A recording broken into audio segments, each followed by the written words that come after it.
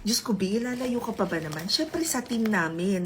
Kung mag-e-enroll ka para matuto ka ng freelancing, keep in mind na number one, hindi mo naman talaga kailangan mag-enroll. Pwede mo matutunan yung mga ginagawa namin online.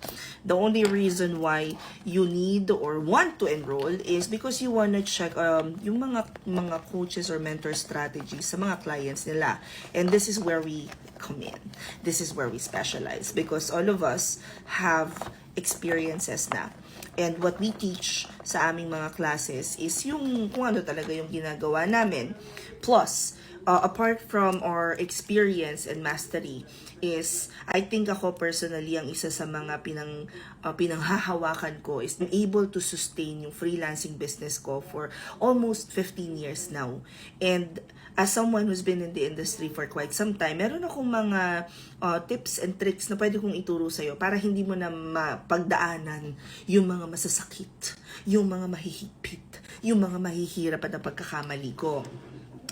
Apart from that, of course, if gusto mo maging freelancer at gusto mo sana mas structured, mas guided, edi sa amin ka na lang mag-enroll.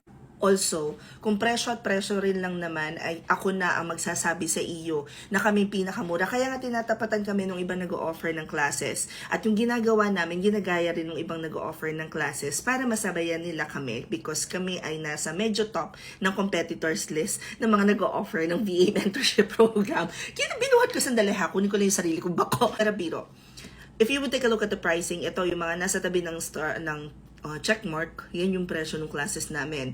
Pag sinabing L3, ibig sabihin, bukod dun sa intensive class, may internship pa yan na 2 weeks. At bukod pa doon, lahat ng classes na yan, magkakaroon ka ng application book session. Tuturuan ko kayo kung ano mga kailangan yung i-prepare para makapag-start na mag-apply. Magpa-final activity ka, magmo-mock interview tayo, at yung mock interview, 2 parts yun. One is, i-check natin kung kaya mo nang sumagot ng mga normal or typical questions na tinatanong during interviews. May coaching kagad yon. And step 2, i-check ko yung iyong profile. Bibigay ako sa iyo ng mga recommendations. And hindi lang bastang recommendation yung binibigay ko, guys, ha?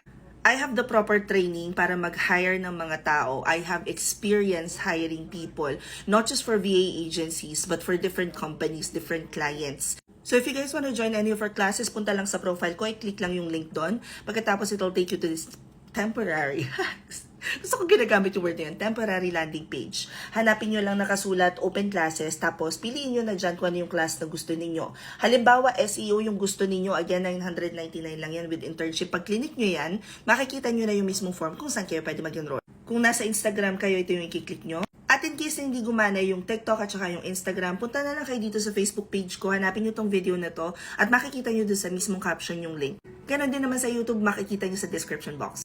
Hope this helps. Comment any questions you guys have about working from home. Follow for more work from home chismis. Bye!